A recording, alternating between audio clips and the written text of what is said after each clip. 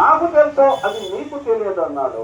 ఆ తర్వాత మట్టితో బొమ్మను సృజింపబడి ఈ తర్వాత ఏమైంది, కుమ్మ సవ్వావులు వనపత్తి మేలుని అందులో తన ఆత్మను ఊరాడు.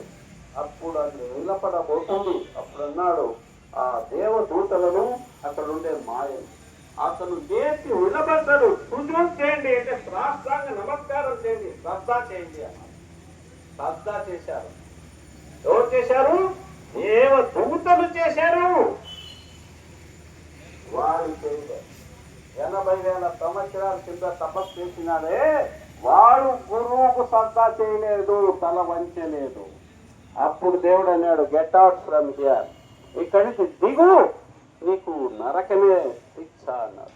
వాడేమన్నాడు తెలుసా, నేను 80,000 సంవత్సరాలు తపస్సు చేసినాను, నమాజ్ చదివినాను, నమాజు 80,000 సంవత్సరాలు భూమి మీద చేశాను, దాని ప్రతిఫలం అన్నాడు. నేను తర్జుమా చెప్తున్నాను ఖురాన్ది. బకరా 2వ సూరా 33వ వాక్యం చదవండి. ఈ అన్నాడు. దేవుడు అన్నాడు, ఏం కావాలి రా అన్నాడు. నాకు ఆ మానవుని హృదయంలో ఎడమ వైపు స్థలమి, వాడు భూమి మీద ఉన్నంత వరకు నాకు సమయం ఇవ్వాలి, జీవితం ఇవ్వాలి అంటే ఇచ్చినాపు అన్నాడు. అప్పుడు అంటాడు, వీన్ని నువ్వు పొందలేవు, వీన్ని ప్రతి వ్యామోహంలో పడేస్తాను, ప్రతి దురాలవాట్లకు బానిసం చేస్తాను, దీన్ని అన్ని రకాలుగా భ్రష్టులు పట్టిన వీని లోభిని చేస్తాను, దీన్ని మోసగాన్ని చేస్తాను, దీన్ని దుర్మార్గునిగా తయారు చేస్తాను, నిన్ను కృతజ్ఞునిగా చేస్తాను అంటాడు. అంటే దేవుడు అన్నాడు, పో నువ్వు తన్నోడు, నువ్వు నీ చదువుకో, నీ మాట ఇన్నోడు నా మాట ఇన్నోడు పో అని. అత్తమనం అని భూమి దిగినాడు. దేవుడు అన్నాడు, నువ్వు ఎడమ వైపు వాడిని కూర్చున్నావు కదా, నేను కుడివైపు దేవదూతను కూర్చోబెడతాను. మానవుని కుడివైపు ఎవరున్నారు? దేవదూత ఉన్నాడు, మధ్యలో ఆత్మ. ఈ ఆత్మ ఈ ఎడమ వైపు ఉంటే శైతాన్ మాట విన్నాడా, వాడు గురువును తిట్టిపోతాడు. గురువు మనలాంటి మనిషే, వాళ్ళు కానుముక్కల్లా అని సేవ చేయాలన్నా, వాడిని అది చేయాలన్నా, ఇది చేయాలా అని పోతాడు. అప్పుడు అర్థం వాడు శైతాన్ మాట వింటున్నాడు. అదే కుడి వైపు ఉండే దేవదూత మాట అంటే గురువుకు మొక్కిపోతాడు. గురువుకు ముఖ్యనుడు ఆకాశంలో నిలబడిపోయినాడు, గురువుకు ముక్కనుడు భూమి మీదకి వచ్చాడు. నేను ఖురాన్ తర్జుమా చేస్తున్నాను. కాబట్టి దేవుడు వాడు సారాయి తాగలే, జూదం ఆడలే, ఇప్పటాకులు ఆడలే, గురువుకు ముక్కగా వాడు స్వర్గం నుంచి దిగి వచ్చాడు. ఈ విషయాన్ని చెప్పారు, రహస్యం చెప్తారు. పద్యం చెప్పినా కదా, 2వ పద్యం 33వ వాక్యం, సూర్య శ్రద్ధ చాలా వాక్యాల్లో వస్తుంది. ఆ వాక్యాలన్నీ దాటేస్తాడు. గురువునే చేరనోడు దేవుణ్ణి ఏం చేస్తాడు? చేరలేడోడు. వీడు ఊరికి చెప్పుకుంటాడు. శైతాను 80,000 సంవత్సరాలు శ్రద్ధ చేసినోడు స్వర్గాల్లోకి పోలే, వీడు 88 ఏళ్ళు చేస్తే పోతాడా? కాబట్టి వీడు సరైన అవగాహన లేదు. వీరికి మాయ పుట్టుకొని దీని చేతికి. ఎంతో మంది మనం గురువు అంటే ఎవరు? సహాయం చేసేవాడు, మీ ఆత్మల మీద ప్రభావం చూపించేవాడు. ఉదాహరణకి డాక్టర్ ఉన్నారు మా పుదుటూరులో, ఏం పేరు, నాగదర్శగిరి రెడ్డి గారు, చనిపోయారైనా మహానీయుడు, గొప్ప doctor, MS master of surgeon. అతను చేయి తగిలితే ఎటువంటి ఆపరేషన్ అయినా సక్సెస్ అయితే బయటకు వస్తారు. పొద్దుటూరు ప్రజలంతా అనేవారు, డాక్టర్ దర్శగిరి వినా ఏం భయం లేదు, సక్సెస్ ఆపరేషన్ అంటున్నారు. అతను ఎవరు? మన చింతకుంట దగ్గర హుసేన్వల్లి స్వామి దర్గా భక్తుడు. ఆయన వరబలంతో పుట్టిన ఆయన నాకు దర్శగిరి. వాళ్ళే ఆ దర్గా అంతా కట్టించిన వాళ్ళ ఊళ్ళో. ఏమైంది? ఆయన చేయి తగిలితే బాగైపోతాడు. ఆయన ఉన్నాడా? లేడు. అందరినీ బాగు చేసినాడు, అతను లేడు. మరి అతన్ని బాగు చేసే శక్తి ఎవరిచ్చినారు? ఎవరిని అడిగినా దేవుడే అంటారు కదా. వాళ్ళ అమ్మ ఇచ్చినా, వాళ్ళ నాయన ఇచ్చినాడు? లేదు. వాడు చదివిన చదువుకు దేవుడు ప్రతిఫలం ఇచ్చినాడు. ఎవరు ఇచ్చినారు? దేవుడు ఇచ్చినాడు. గురువు చేసే సేవకు, గురువు చేసే ధ్యానానికి దేవుడు గురువుకు అటువంటి ప్రతిఫలం ఇస్తాడు. ఎవరైతే గురువు దగ్గరికి పోతారో వాళ్ళ సమస్యలు తీరిపోతాయి, పరేషాన్లు దూరం అవుతాయి. ఈ ఊరు ఎంతో మంది నా దగ్గరకు వచ్చారు, పేర్లు చెప్పకూడదు. ఒక అతనైతే పెళ్ళాం కేసు పెట్టిందని నంద్యాల నుంచి పారిపోయి వచ్చాడు. పోలీసులు ఎట్టబడుతున్నారు, తప్పించుకొని తిరుగుతున్నాడు. ఇంటిగాడికి వచ్చాడు, ఆడైతే ఏం భయపడలేదు, కొంతకాలం ఉండు నాయన, అన్ని దూరం అవుతాను. 2వ పెళ్లి చేసుకున్నాడు, పోలీసు వాళ్ళు ఎట్టబడినారు. ఏమీ కాదు నీకన్నాను. కొన్ని రోజుల తర్వాత బాగా అయిపోయినారు, కేసులు మాఫీ అయిపోయినాయి, ఉద్యోగం వచ్చింది, బాగా రావడం మానేసి. ఎందుకంటే మాయ చుట్టుకునింది. అందరూ కాళ్ళు మూకేటోడు ఆ తర్వాత దూరం అయిపోయినాడు. దేవుడు ఖురాన్లో అంటున్నాడు, కష్టం వచ్చినప్పుడు దేవుడా నన్ను కాపాడు, దేవుడా నన్ను కాపాడు అంటాట. ఎప్పుడు కష్టం దూరం అవుతుంది, దేవుడా ఎవడు, గురువా ఎవరు అని వెళ్ళిపోతాడు. దేవుడు అంటాడు టేక్ సమ్ టైం, కొంతసేపు ఎదురుస్తుంది, మళ్ళా అది రియాక్షన్ అవుతుంది, అప్పుడు వాడు కోలుకోలేడు అంటుంది. కాబట్టి గురువుకు కూడా దేవుడు శక్తి ఇస్తాడు, లేకపోతే గురువుతో నడవదు. ఎంఆర్ఓకు పవర్ ఇస్తాడు, ఎవరు కలెక్షన్ ఇస్తాడు, పవర్ ఇవ్వకపోతే ఎవరు పలుకుతాడు, ఎవరు పలకరు. అదే విధంగా గురువుకు పవర్ ఇస్తారు, ఎవరు ఇస్తారు, దేవుడు ఇస్తారు. అది ఇవ్వకపోతే ఎవరు చూడగలరు? అది ఎవరి హృదయంలో అయితే దేవుని జ్యోతి ఉంటుందో వాడే గురువు యొక్క జ్యోతిని, మనసులో ఉండే జ్యోతిని చూడగలరు, అందరూ చూడగలరు. కాబట్టి సోదరుల మనం చూస్తున్నాం, హజరత్ నిజాముద్దీన్ ఇంత ఎవరు మహమ్మద్ ప్రవక్త సల్లల్లాహు అలైహి వసల్లం జ్యోతిలోకి వెలబడిన కిరణాలు ఇవేమి. హజరత్ నిజాముద్దీన్ గురించి మనకు తెలుసు. ఈ పొద్దు ఎక్స్ప్రెస్ కూడా నడుస్తుంటుంది, కాశ్మీర్ టు కన్యాకుమారి నిజాముద్దీన్ ఎక్స్ప్రెస్ అని ఒక రైల్వే స్టేషన్ కూడా ఉంది ఢిల్లీలో, నిజాముద్దీన్ రైల్వే స్టేషన్. ఆ మహానీయుని గురించి మనము తెలుసుకోవాలంటే మనము అర్థమవుతుంది ఆయన యొక్క శక్తి ఏమిటో, ప్రతి గురువు యొక్క శక్తి. హజరత్ నిజాముద్దీన్ గారు ఢిల్లీకి వచ్చారు తన శిష్యులతో. వస్తే ఆ ఢిల్లీ రాజు గయాదుద్దీన్, ముస్లిమే అతను కూడా ముస్లిమే గయాదుద్దీన్. ఇతని దగ్గరికి వచ్చే శిష్యులను చూసినాడు. కడుపులమ్మ పండింది అక్కడ ఉంటారు కదా, ఎక్కడ మంచి ఉంటుందో అక్కడ చెడు ఉంటుంది. గురువును ఈయన తిట్టకపోతే వాడు గురువే కాదు. వాడు ఎంత గురువును తిట్టాడో గురువు యొక్క పదవిని, అతని యొక్క ఔన్నత్యాన్ని, అతని శక్తిని అంతా పెంచుతాడు దేవుడు. మహమ్మద్ ప్రవక్త చాలా మంది తిట్టేటోళ్ళు, అందుకే ఆయనను అంత శక్తివంతంగా చేసినాడు. గురువును తిట్టకపోతే వాడు గురువే కాలేదు. తిట్టాలా అని గురువును ఎంత తిట్టే దైవశక్తి అంత అతని చేరువవుతుంది, అతన్ని అంత ఉన్నతుడిగా చేస్తుంది.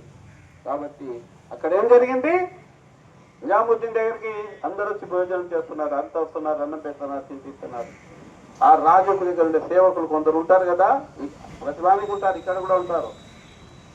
మురీద్ అంటే వాళ్ళ గురువు శిష్యుడికి ఉంటారు. వాళ్ళు ఏం చేసినారు, రాజు దగ్గరికి పోయి చెప్పినారు, గురువారు గురువు ఒకడు వచ్చి కూర్చున్నాడు, నిజాముద్దీను అతను మన అందరికీ ఊరికి భోజనం పెడుతున్నాడు, టిఫిన్ పెడుతున్నాడు, రోజుకి ఒక పూట అన్నం పెడుతున్నాడు, మధ్యాహ్నం పూట. ఇలాగైనా పెడితే మనం ప్రభుత్వం కూలిపోతుంది, జనమంతా ఆడిపోతున్నారు. అట్టనా? సరే, మన దాంట్లో మన రాజ ఉద్యోగులు కూడా పోతున్నారు. ఏమి మన సభలో ఉండే రాజ్యంలో ఉద్యోగం చేసే రాజ ఉద్యోగులు కూడా పోతున్నారు. అతని కాళ్ళు మొక్కుతూ సభలో ఆశీనులు అవుతున్నారు. అంటే నిజాముద్దీన్ రాజన్నాడు గయాదుద్దీన్, ఇప్పటి నుంచి ఎవడైనా సరే రాజ ఉద్యోగి నిజాముద్దీన్ యొక్క ఆశ్రమంలో కానస్తే వాడిని నేను శిక్షిస్తాను అన్నాడు. రావడం మానేశారు. గురువు గారు అడిగారు, ఏమి రాలేదే ఫలాని శిష్యుడు అంటే, గురువు గారు రాజు దండన విధించాడు, ఎవరైతే ఆయన దాంట్లోకి పోతారో ఆయన శిక్షిస్తామంటున్నాడు. ఓహో, ఎందుకురా అన్నారు. మీరు ఒక పూట అన్నం పెడుతున్నారు, అయితే 2 పూట్ల అన్నం పెట్టండి రా అన్నారు. ఏమన్నాడు? 2 పూట్ల అన్నం పెట్టారు. 2 పూట్ల అన్నం పెట్టడం ఉంటుంది. ఇంకా పక్కగా కోపం వచ్చింది రాజు. అందరు పోయి చెప్పారు, రాజా ఇక 2 పూట్ల భోజనాలు పెట్టిస్తున్నాడు నిజాముద్దీన్ ఫ్రీగా. అలాగా అయితే ఒక విషయం, ఈ పొద్దు నుంచి నిజాముద్దీన్కి ఎవ్వడు ఏది అమ్మకూడదు, ఎవరన్నా అమ్మినారా వాని ఆస్తులని జప్తు చేస్తాం, ఆస్తులని గుంజుకుంటాం, ఎవరు అమ్మవద్దు, ఆయనకు ఢిల్లీలో ఒక గింజ అమ్మవుతాడు. శిష్యులు వచ్చి అడిగారు, గురువా వీడు మహా దుర్మార్గుడు అయిపోయినాడు రాజు. పక్కన గ్వాలియర్ రాజు పిలుస్తున్నాడు, మీరు రండి స్వామి, నా భూమి మీద పాదం మోపండి, ఆడికి వెళ్ళిపోదాం పండి. లేదురా, పోయేది లేదు, ఇంకా ముడులైంది, ఇంకా పోయేది లేదు. డూ ఆర్ డై, చేయడమో సావడం ఏదో ఒకటి జరగాల. దైవశక్తి రావడమో దేవుని దగ్గరికి పోవడమో, పోయేది లేదు. మరి బియ్యం అయిపోతాయి, మధ్యాహ్నానికి ఏం చేయమంటారు? సరేరా, మీరందరూ నూనె డబ్బాలు తీసుకోండి, సంచులు తీసుకోండి. నేను చరిత్ర చెప్తున్నాను, కథ చెప్పడం లేదు, కథ హిస్టరీ చూసుకోండి. మీరు రేణు సంచులు తీసుకో, బియ్యం సంచులు, రే నూనె డబ్బాలు తీసుకో, శనగరాలు సంచులు తీసుకో, మీరు చక్కగా ఇడిచి యమునా నదికి వెళ్ళిపోండి అన్నాడు. ఎక్కడికి పొమ్మన్నాడు? యమునా నదికి పొమ్మన్నాడు. మార్కెట్కు కాదు, యమునా నదికి పొమ్మన్నాడు. వీళ్ళు పోతున్నారు, రాజభటులు వెంట పడుతున్నారు. వీటికి ఎవరు అమ్ముతే వాడిని అంగడి తీసేయాలని వెంట పోతున్నారు. వీళ్ళు సముద్రం నది నది దాటిపోతున్నారు, నదిలో పోతున్నారు, ఇసుకలో నడుస్తా పోతున్నారు. రాజభటులకు అనుమానం వచ్చింది, వీళ్ళకి పిచ్చి పట్టిందేమో, ఎవరన్నారే నదికి పోతున్నారు వీళ్ళని. దగ్గర నది మధ్యానికి పోయినాక, నది దగ్గర నీళ్ళ దగ్గరికి పోయినాక ఒకటి సంచి ముంచుతున్నాడు, ఇసుక ముంచుతున్నాడు. వానికి ఇసుక బియ్యం మాదిరి కానొస్తుంది, ఇంకొకడు ఇసుక ముంచుతున్నాడు శనగరాలు కానొస్తుంది, ఇంకొకడు ఇసుక ముంచుతాడు చక్కెర కానొస్తుంది, నీళ్లు ముంచుతున్నాడు వానికి నూనె కానొస్తుంది. దేవుడు తలుచుకుంటే ఏమైనా జరుగుతుంది, ఏమైనా జరుగుతుంది. ముంచుకొని అయితే వీళ్ళు ఆలోచనలో పడ్డారు. రాజభటులు పిచ్చి పట్టింది, ఇసుక ముంచుకొని నీళ్లు ముంచుకొని ఎరినాయాలు అనుకున్నారు. ఆడిపోయి కిందికి వంచితే ఇసుక స్థానంలో బియ్యం పడుతున్నాయి, శనగబేళ్ళ ఇసుక స్థానంలో శనగబేళ్ళు పడుతున్నాయి. రాజభటులు చూసి ఆశ్చర్యపడారు. నీళ్లు వంచితే నూనె పడుతుంది. ఆశ్చర్యపోయి రాయ దగ్గర పోయినారు. గయాదుద్దీన్, రాజా అతన్ని మనం ఆపలేము, అది మానవ శక్తి కాదు. ఇసుకే ముంచితే బియ్యం అయిపోతున్నాయి, అదే ఇసుక ముంచితే శనగలు అయిపోతున్నాయి, అదే ఇసుక ముంచితే చక్కెర అయిపోతుంది, అదే నీళ్లు ముంచితే నూనె అయిపోతుంది. అతన్ని మనం ఆపలేము ఇక అన్నాడు.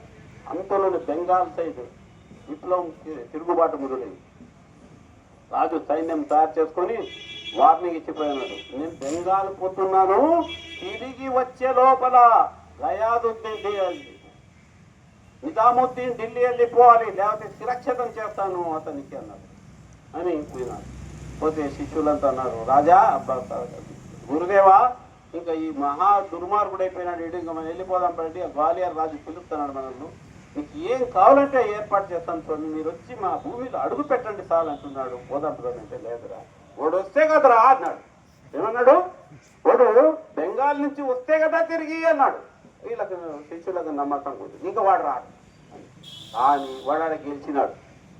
ఆడ విప్లవాన్ని అంచేసినాడు, అంచి సైన్యంతో వచ్చేస్తున్నాడు. రోజు వస్తున్న కబురు వస్తుంది ఢిల్లీకి, రాజు రాజు వస్తున్నాడు. వచ్చి వీళ్ళు గురుదేవా వాళ్ళు వస్తున్నాడు మనం పొద్దు సురక్షితమైతే వాడు వస్తే కదరా అంటున్నాడు. అంటూ ఢిల్లీకి 20 కిలోమీటర్ల దూరంకి వచ్చేసినాడు. ఆడ కోట ఉంటే ఆ కోటలో రాత్రి పడి పొద్దున్నే ఢిల్లీ ప్రవేశం. ఢిల్లీ అంతా అలంకరిస్తున్నారు, రాజు విజయోత్సవంతో వస్తున్నాడు, తోరణాలు కడుతున్నారు, రకరకాల రంగులు వేస్తున్నారు, రాజధాని అంతా బాగా స్వర్గంలాగా తయారు చేస్తున్నారు. గురువు దగ్గర గురువు ఆవాడంతా పలిచినాడు. తెల్లవారితే ఢిల్లీ ప్రవేశం. వస్తే కదరా అన్నాడు. ఇంకా ఏంది రావడం స్వామి, వాడు వచ్చి అక్కడ ఉన్నాడు అంటే వస్తే కదరా అన్నాడు. ఇంకా ఏం చెప్పలేమని పలుకున్నాడు. అర్ధరాత్రి లేచింది. గురువు ప్రతి వస్తువు పలుకుతుంది. సృష్టిలో ఉండే పంచభూతాలు గురువు ఆధీనంలో ఉంటాయి. మనం చాలా మంది దగ్గర పోతాం, గురువా దేవుడా గురుదేవా జ్వరం వస్తుంది, బాగా అయిపోతుంది గురా, వాని వద్దులో వేడి ఉంటుంది, వేడి తగ్గిపోతుంది. ఒకడు వస్తాడు, స్వామి నాకు పరేషానిగా ఉండాలి, నాకు కాళ్ళు చేతులు పడిపోయినాయి, బాగైతే ఒక నెలలో పోరా అంటే బాగైపోతా. మందులు పని చేయడం మొదలు పెడతాయి. అంతవరకు మందులో శక్తి లేదు. మందు ఒక జడ పదార్థమే, దాంట్లో చైతన్యం ఒక వారి దేవుని యొక్క ఆజ్ఞతో వస్తుంది. ఆ ఆజ్ఞను పంపించేవాడే గురువు. అదేవిధంగా పంచభూతాలు గురువు అధీనంలో ఉంటాయి. ఎప్పుడైతే వీడు శత్రుత్వం చేశాడో ఆకాశంలో అగ్ని పిడుగు పచ్చగా రాజు పండుకున్న భవనం పైన పడి పడితే భూమి సమాప్తమైపోయినా తెల్లవారి ప్రవేశిస్తాడంటే తెల్లవారి శవం ప్రవేశించి అంతవరకు కట్టిన తోరణాలు ఎండిపోయినాయి, రంగులు వెలిసిపోయినాయి, అందులో మనుషుల్లో ముఖాల్లో ఉండే సంతోషం తగ్గిపోయింది. ఎవరైతే ఆ రాజుతో బాధింపబడ్డారో వాళ్ళ ముఖంలో సంతోషం ఇచ్చింది. వాళ్ళు అన్నారు ఇది నిజం అన్నారు, నిజాముద్దీన్ నిజం, వీడు అబద్ధం అన్నారు. కాబట్టి గురువులంటే మామూలు విషయం కాదు. ఇప్పుడు అంటావు, మన ఇంటికి పోతే తెలుస్తుంది నీకు గురువు యొక్క మహాత్మ్యం. కొంతకాలం వదిలేస్తాడు దేవుడు గురువుని విమర్శిస్తే, వాని పుణ్యం వానికి అడ్డుపడుతుంటుంది. ఎప్పుడు పుణ్యం ఖతమైపోతుందో అప్పుడు దైవశక్తి అతను చుట్టుకుంటుంది. అప్పుడు అక్కడ మొదలుపెట్టాడు, దేవుడా కాపాడు, దేవుడా కాపాడు అంటే ఆడ ఏం చేసి వచ్చినావురా ఇప్పుడు అనుభవించు అంటాడు. దేవుడు పలకడు, గురువు పలుకుతాడు. మనం డాక్టర్ దగ్గర పోయినాం కదా, డాక్టర్కి ఎవరిచ్చినాడు శక్తి? దేవుడిచ్చినాడు. గురువుకు శక్తి ఎవరిస్తారు? దేవుడిస్తాడు. మనం గురువు ధిక్కరించి డాక్టర్ను ధిక్కరిస్తే ఏ విధంగా బాధపడి చెప్తామో అదే విధంగా ఈ బాధపడి. కాబట్టి గురువు వాక్యం శిరోధార్యం అన్నోళ్ళే ముందుకు పోయారు. కాబట్టి సోదరులారా